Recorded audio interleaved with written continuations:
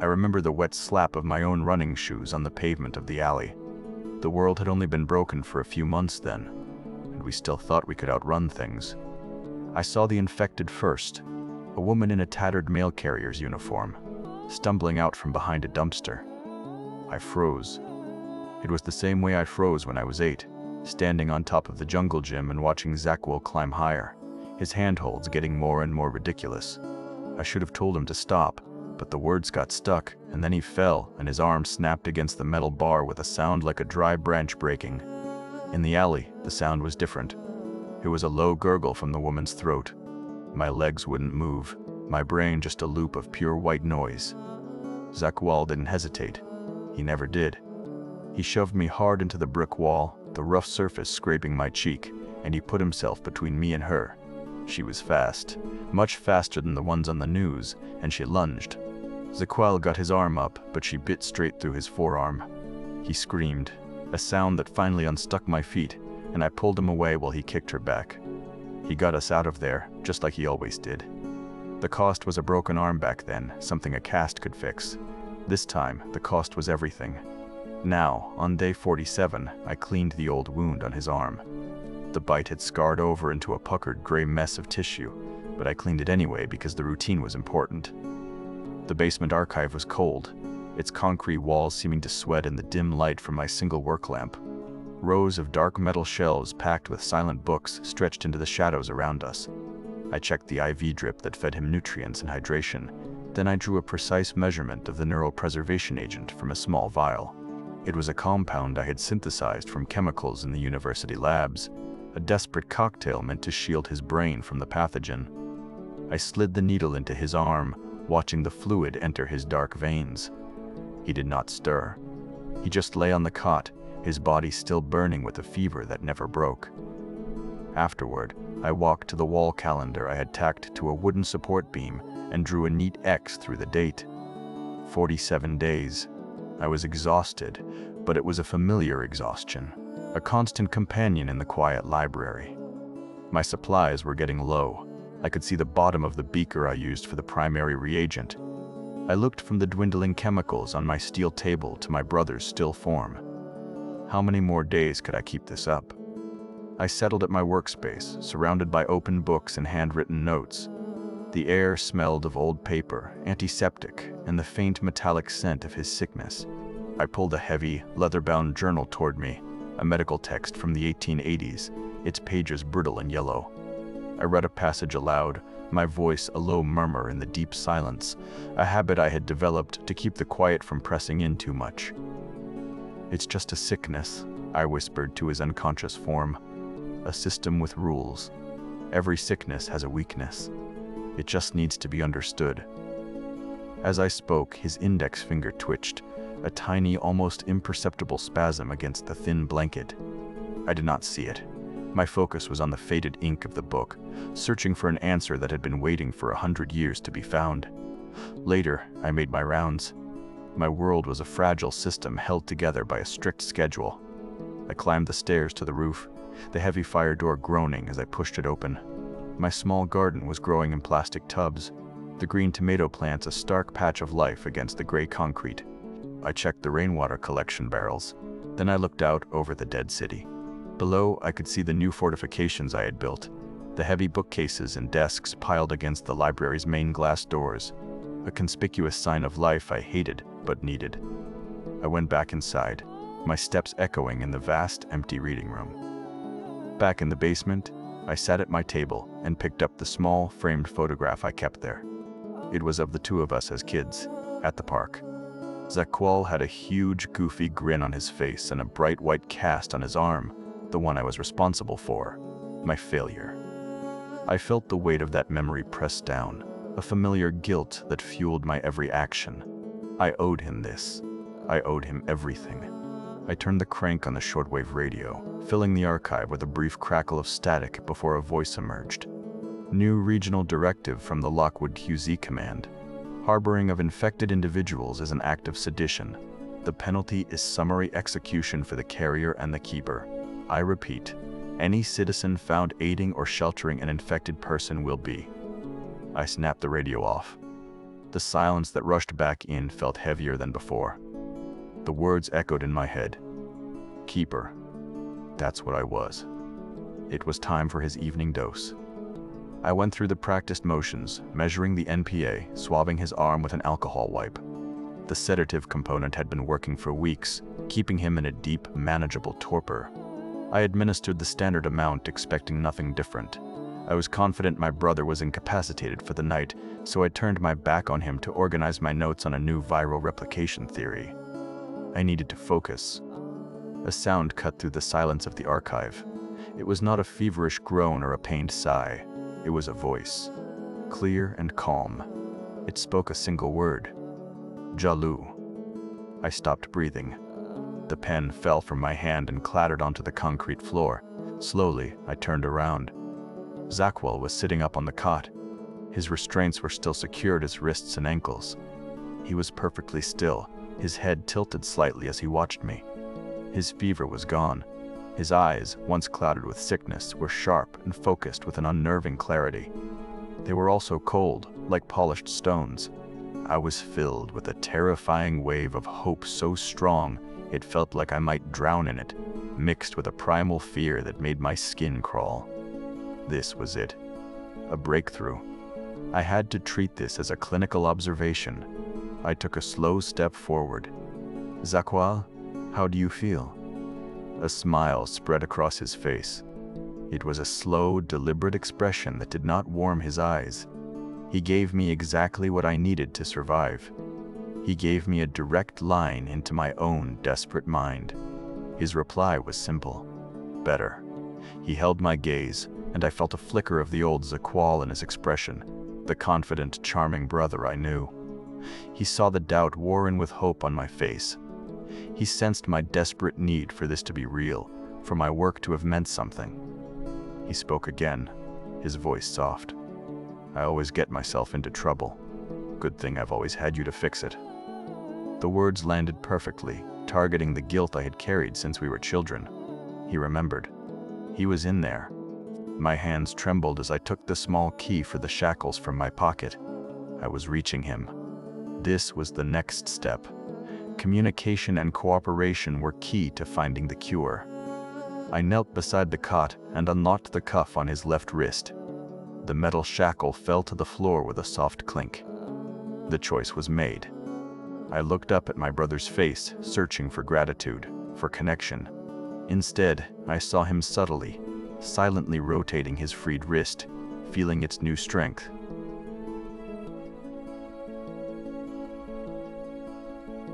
A thin jangle of metal on metal echoed from the courtyard, a sound so small it was almost lost in the library's immense silence. I froze, my hand hovering over a diagram of the human nervous system. For 3 years, the only sounds I controlled were the scrape of my chair and the turning of a page. This was new. I picked up a heavy steel rod from the pile of braces I used for the doors and moved slowly toward the main entrance. I looked through the peephole I had drilled into the wood and saw a woman leaning against the outer wall, her face tight with pain. There was a dark, wet patch spreading on her pant leg and a rifle slung over her shoulder. I did not see any bite marks on her visible skin. I slid back the 4 steel bolts, the sound of each one, a cannon shot in the quiet, and opened the door just enough to speak through the gap. "You're hurt."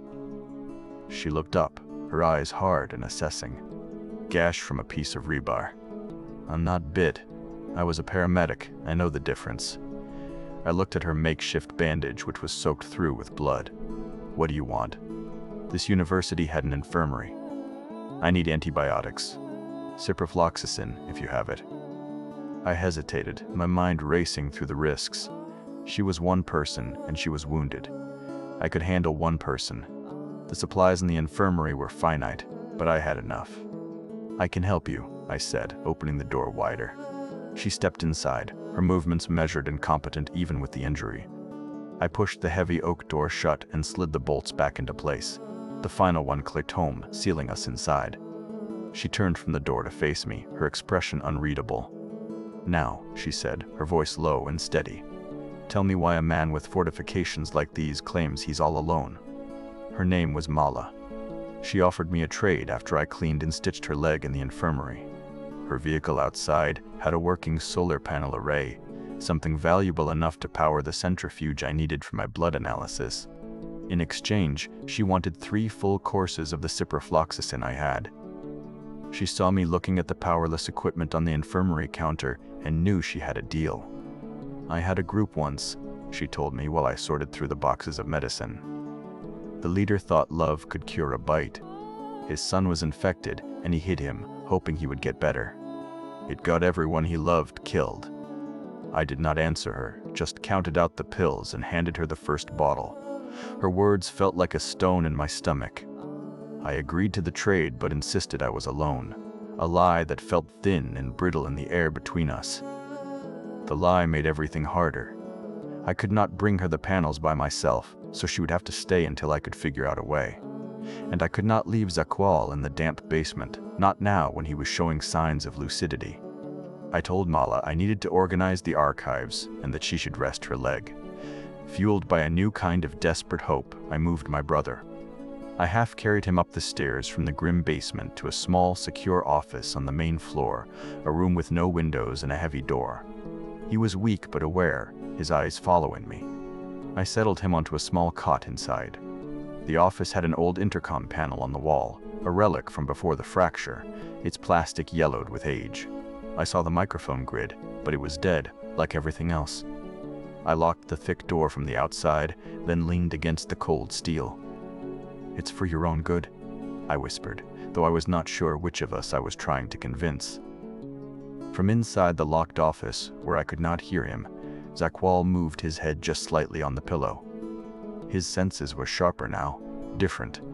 He could detect the faint electronic potential in the wires behind the wall, a quiet energy that told him the intercom was not dead, only sleeping. He heard my whisper through the door, and then he whispered back to the silent room. "Of course it is." He could now listen to every word exchanged in the main reading room where I worked with Mala. He heard her careful questions about my past and my evasive answers. He learned about the Lockwood QZ patrols, the vultures she planned to trade with, and the deep, pragmatic wound in her history that made her trust no one.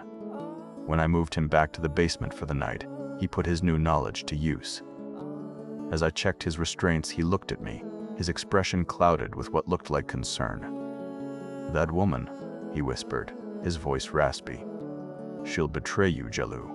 She sees your kindness as a weakness." I stopped, astonished.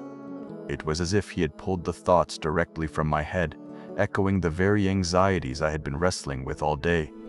I saw it not as a trick, but as a sign of his recovery, of his sharp mind returning. I started to confide in him, telling him about the solar panels and the centrifuge, about my hopes for a cure. He listened patiently, offering what sounded like brilliant strategic advice on how to handle Mala. Reassured, I loosened the cuff on his right wrist, giving him more freedom to move. He placed his newly freed hand on my shoulder, his grip surprisingly strong. "Don't worry," he said, and his voice was a perfect imitation of the brotherly concern I remembered from our childhood. "Family looks after family. I'll look after you." Mala's suspicion grew over the next 2 days. She was a trained observer, and I was a terrible liar. She noticed me preparing 2 food rations instead of 1.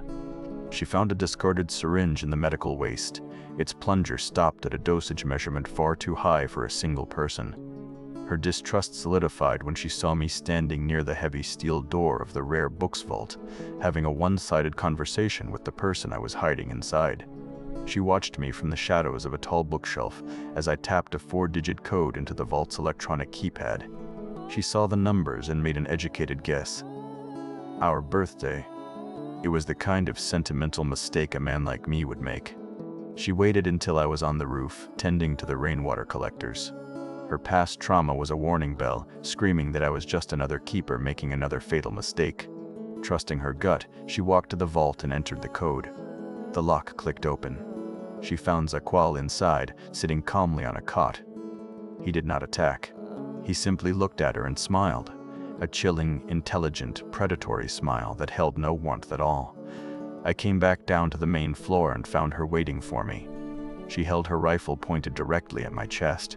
My secret was exposed. But the real threat was not the gun. It was the soft click that came from behind her, from inside the open vault, the sound of a metal restraint falling to the floor. Zakwal stepped out of the darkness, rubbing his freed wrist. He was no longer a patient. He was the master of the room. He moved with a speed that was not human, disarming Mala before I could even process what was happening. Now she was the one tied to a chair. Zakwal stood over her, holding all the power. He turned to me and presented a brutal ultimatum. He said Mala knew our secret and was a liability. I had to kill her to prove my loyalty was to my blood. If I refused, he would handle it himself. I refused. I tried to reason with him, pleading with the memory of the brother I grew up with, the one who broke his arm because of me.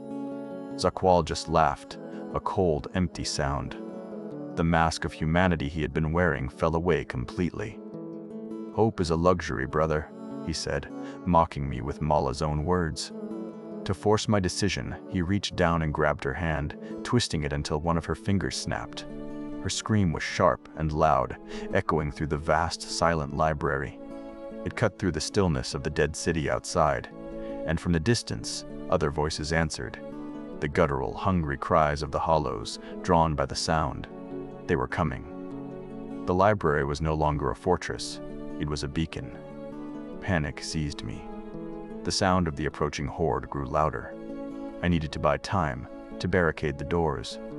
I looked at Zakwal, at his cold, waiting eyes, and I lied. I told him I would do it, that I would deal with Mala just as soon as I secured the entrance. I was secretly planning to free her, to find some way for us both to escape. But Zakwal saw the lie in my eyes. His smile vanished, replaced by a look of flat disappointment. He had a cold, internal realization. I saw it on his face. He knew I was lying, knew I would never change. In that instant, I was no longer a useful tool to him. I had become an obstacle. While I was upstairs, frantically piling heavy tables against the main entrance, as the scraping and moaning of the hollows grew louder outside, Zakwal made his move. He knelt beside the bound Mala and offered her a pragmatic deal. He would let her live, let her escape, if she helped him neutralize his sentimental brother. "He'll get us both killed," he reasoned, his voice calm and logical. Mala, looking from the barricaded door to the predator standing before her, made a survival calculation. She had seen my type of foolishness destroy a community before. She agreed. I returned to the basement to find her free, standing beside Zakwal. The betrayal was absolute, a physical blow that stole the air from my lungs. My hope, the thing that had driven me for so long, was completely destroyed. Zakwal looked at me, his face devoid of all emotion. "I'm disappointed," he said. "I really thought you had it in you to choose family."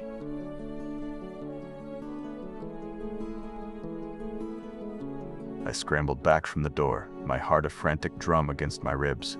They were coming for me. I ran, not for the stairs, but deeper into the library, into the tall, narrow aisles of the main collection. The shelves rose up like canyons of concrete and paper, a maze I knew better than my own reflection.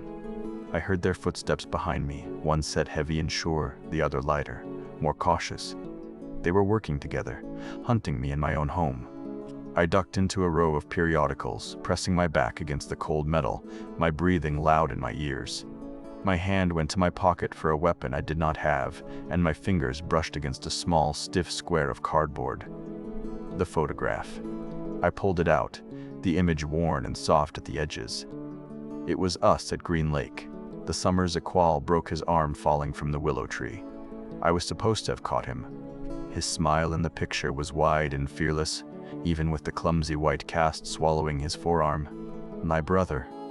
I had spent my entire life trying to fix that one mistake, to pay back a debt of guilt only I remembered. Looking at that smiling boy, the devastating truth finally settled over me. He was gone. The brother I was trying to save, the person I had built this entire world to protect, was already dead. The thing wearing his face was not a man with a sickness I could cure. It was a new kind of life, an entity born from my own desperate hope. My treatments, the sedatives I thought were a cure, had only firewalled his mind, building a cage around his humanity while the virus took control of the vessel. I had not been healing him. I had been clearing the way for the monster to pilot an empty shell. My belief, the one thing that had kept me sane for 3 years, shattered into pieces. Everything could not be fixed. I whispered the words to the boy in the photo. A final, terrible eulogy. He's gone. A new feeling pushed through the grief, something cold and hard. My purpose had not vanished, it had simply changed. I was no longer trying to save my brother, I had to survive him. I shoved the photo back into my pocket and moved. I did not run away from them. I ran towards something. I burst from the stacks and sprinted for the administrative wing, for the one office that held the library's secrets. I kicked open the door to the architectural department and began pulling long rolls of blueprints from their cubbies. I spread one across a wide drafting table, my fingers tracing the lines of the building skeleton. I saw the HVAC systems, the electrical conduits, the load-bearing walls.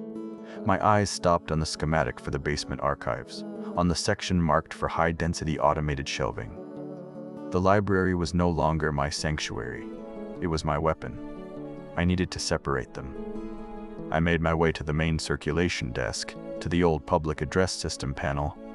I flicked a series of switches, powering it on with the energy from Mala's solar panels. A low electrical tone filled the vast room. I turned a dial all the way up, creating a piercing squeal of feedback that echoed through the entire building. The noise would draw Zakwal, his new senses unable to ignore it. I saw Mala flinch and cover her ears before I ducked back into the shadows. She moved away from the sound, towards the infirmary, and I followed. I confronted her in the quiet of the medical bay.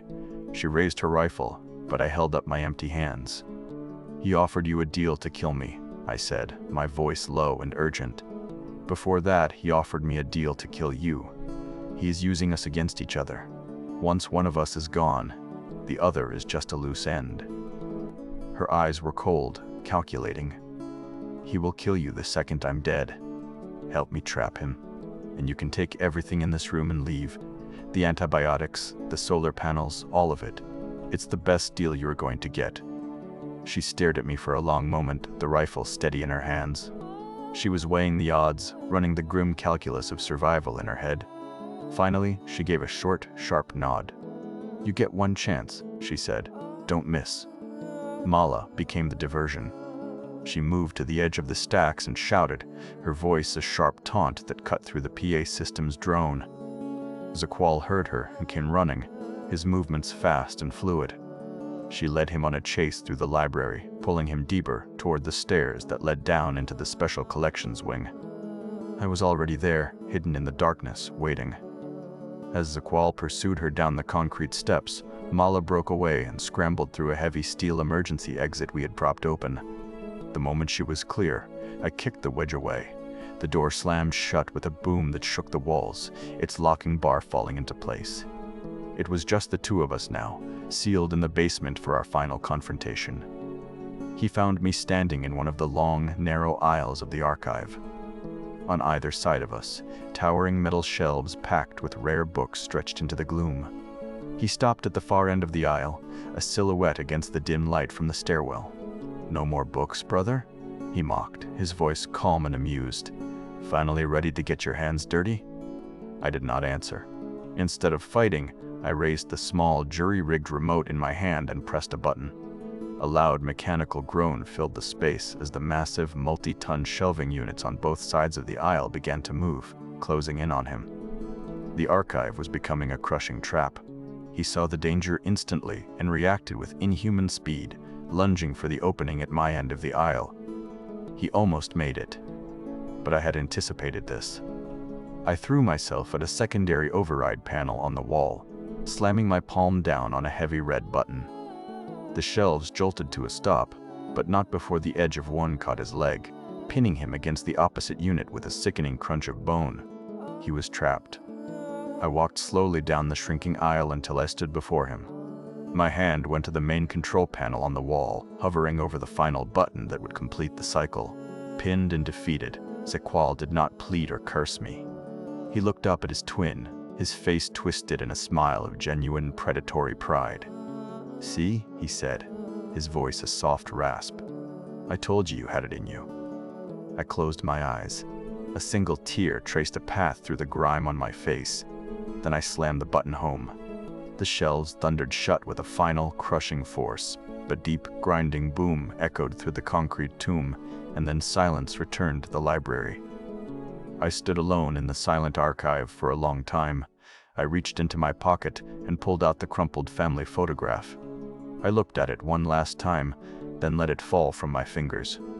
It fluttered down into the narrow seam between the two massive blocks of steel that now entombed my brother. I turned and walked away from the basement, not looking back. My face was grim, my shoulders set. I was no longer the keeper of the past, but a survivor who was forced to destroy it.